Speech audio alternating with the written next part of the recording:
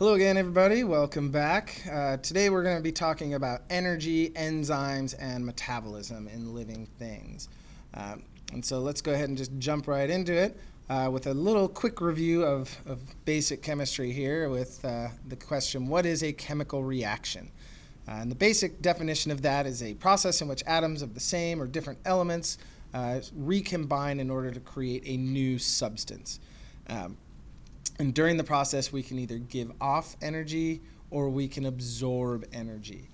And that's what we're really going to be looking a lot at, is whether we're giving off energy, which is what we call an exergonic reaction, or reactions that absorb energy, which are endergonic reactions. This suffix here, gonic, basically refers to work.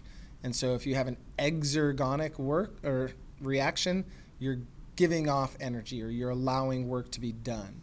If it's an endergonic reaction, ender is kind of like into, that means work is going into the reaction. Work is being absorbed into that reaction. And the last little bit that we want to talk about chemical reactions is just a little terminology. Remember, reactants are the things that you start with in a chemical reaction, and products are what you end with. It's what you're going to produce in the course of that chemical reaction. Metabolism, in terms of living things, is the sum total of all the chemical reactions. So you have some reactions that build things, some reactions that break things down, but those together create our metabolism. Okay, so when we're talking about energy, there's two main types of energy that we're going to be focusing on. The first is potential energy. And potential energy is energy that gives you the potential, as the name says, to do work. So you have the potential for work. In physics, when we're talking about potential for work, we're measuring the force applied to an object times the distance that that object moves. In biological terms, we're looking at the ability for things to change. And so some real-world examples of potential energy. There's gravitational potential energy, which is used to make roller coasters go. So you always start a roller coaster with this long uphill climb. It takes a lot of energy to raise that roller coaster up, but then once it gets to that high point, it's able to trace the rest of the track and go all the way around without any further input of energy, because you're taking that potential or stored energy and you're actually putting it to use. Gasoline has chemical potential energy. So as we all know, gasoline sitting in a can doesn't do anything. You hold a match up to it and everything changes. So it's got a lot of energy stored in it that needs to be released. Same sort of thing with a mousetrap. We have what's called elastic potential energy. And all mousetraps have a little spring that's coiled up here where it takes energy to set that mousetrap, and now you have the potential for that bar on the mousetrap to do work. The other type of energy that we're going to talk about is kinetic energy. And again, in terms of biological systems, we're talking about the energy available to make change or to cause some sort of change to the living things. So again, using our roller coaster example, if we've got here's our roller coaster track, kind of goes like this. When our roller coaster is at the top, it has lots of potential energy, and as it rolls down that hill, that gets converted to kinetic energy. So kinetic energy is basically energy in action, energy from movement, energy that's available to do things. In the example of gasoline, when you release its potential energy, the kinetic energy is in the form of fire. And no, I will not be showing you the picture of the mousetrap releasing its kinetic energy. So all this energy is tied together in what we call metabolism. As I said earlier, this is the sum total of all chemical reactions. And remember, I talked about how some reactions absorb energy. Those are the endergonic reactions, and some release energy, which are exergonic. In terms of living things, anabolic reactions are those that are endergonic, meaning they absorb energy. And generally, when we're talking about living things, the energy is stored as chemical bonds. So we're taking smaller molecules and we're building them together to make larger ones. The example that we're going to use in this unit, which hopefully you're already familiar with, looks something like this. 6CO2 plus 6H2O.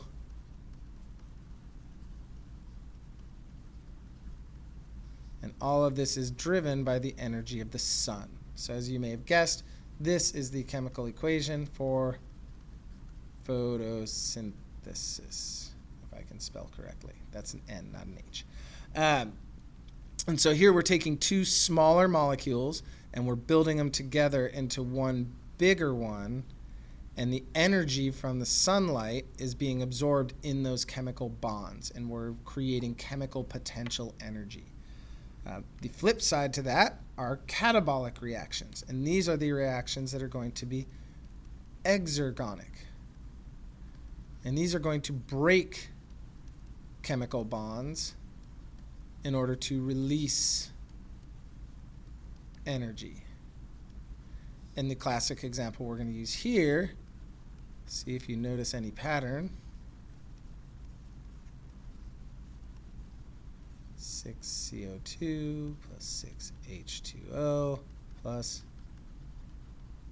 energy. So notice here we've got this large glucose molecule, and it's being broken down to make these smaller carbon dioxide and water molecules. This is cellular respiration. And it's essentially that process of photosynthesis, just with the arrow pointing the other direction. And instead of energy being absorbed into this reaction, it's being released at the end of this reaction. And it's being released in the form of ATP. So again, anabolic reactions store energy. They build potential energy in chemical bonds. Catabolic reactions release energy by breaking those chemical bonds and then using that energy to create ATP so the cells can function off of that.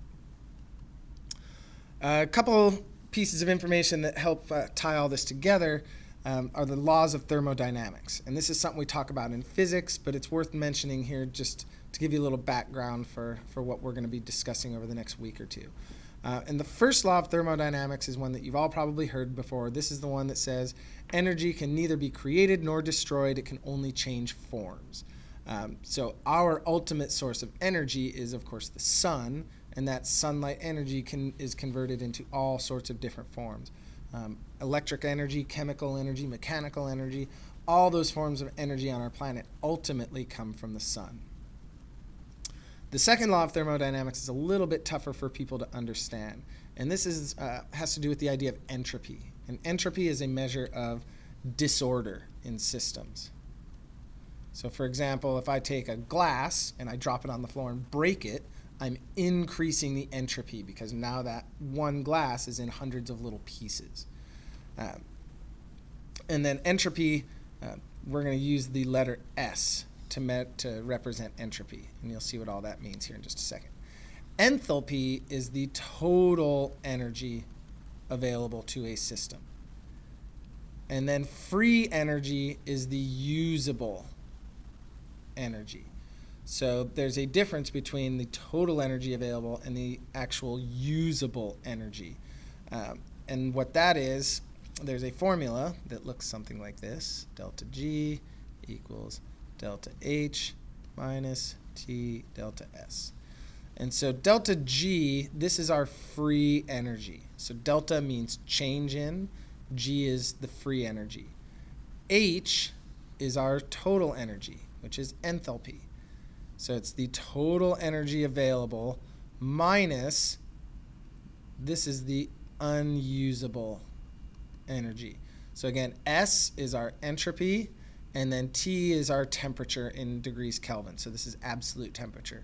So as you can see, increasing temperature increases the unusable amount of energy because it multiplies or magnifies the entropy. Think of, as things get heated up, molecules tend to break, energy gets released, it increases the disorder.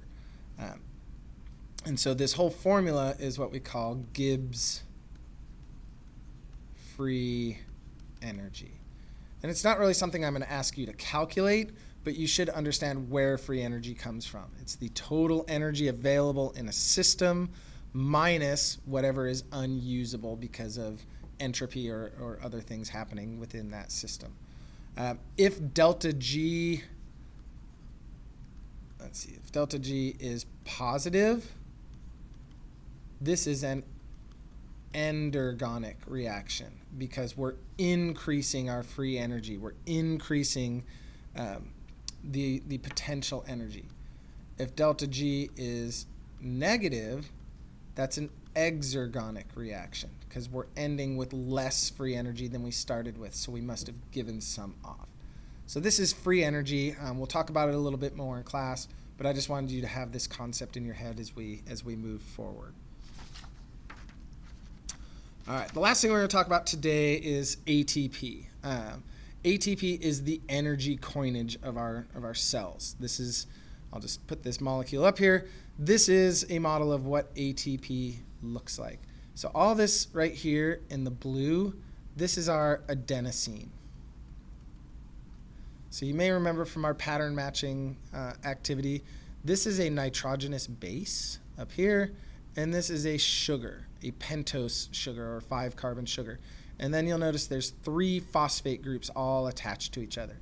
So we can have, there's multiple forms of this molecule. We can have adenosine monophosphate, where it's just this first phosphate group. We can have adenosine diphosphate. So AMP is adenosine monophosphate, adenosine diphosphate. And then if we have all 3 of them, it's adenosine triphosphate. Now, all of these phosphate groups have negative charges attached to them, which means they really don't want to be forced next to each other. There's a lot of energy in these chemical bonds right here, here, and here. There's a lot of energy holding all of this together. And so when you break that chemical bond and you release that first phosphate group, it creates energy that can be used. And that energy is typically coupled in some sort of reaction. So whenever you have one thing releasing energy, something else is absorbing energy. So as we talked about with cell signaling, there's this phosphorylation cascade. Things are activated by attaching these phosphate groups to them. They are deactivated by removing them. So this ATP molecule here was dephosphorylated.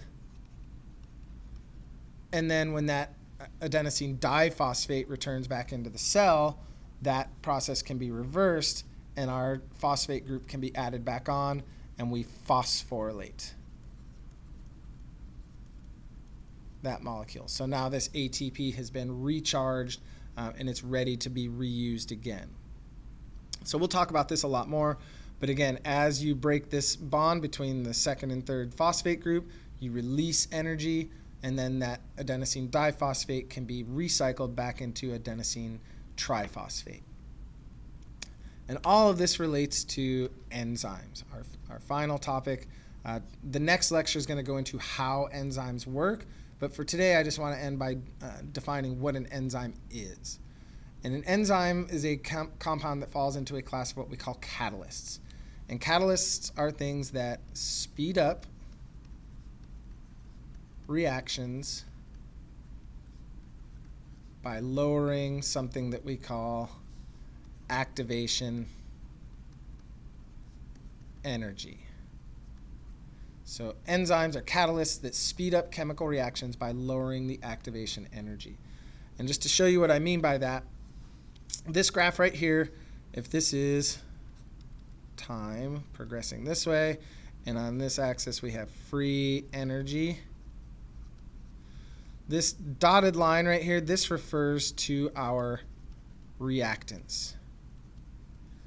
And so this blue line is without an enzyme, and the red line is with an enzyme.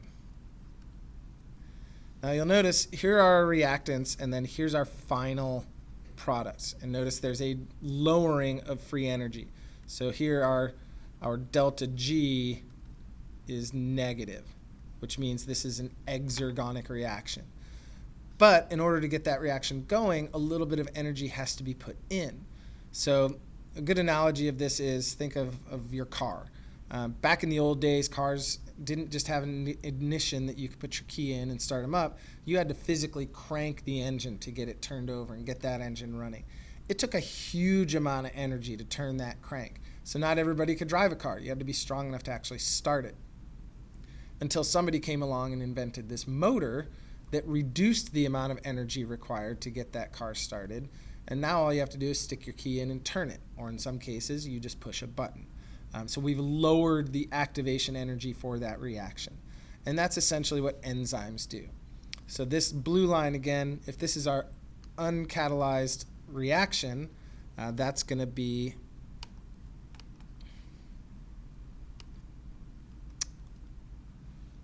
it's going to take a little bit more energy in order to get that reaction going. When you have an enzyme being used, you'll notice that it doesn't take quite as much energy to get that reaction started, and you're able to get the chemical reaction carried out much more quickly. So next time we'll get into how these chemical reactions occur, or how these enzymes work, but for today I just wanted to give you the very basic beginnings of that.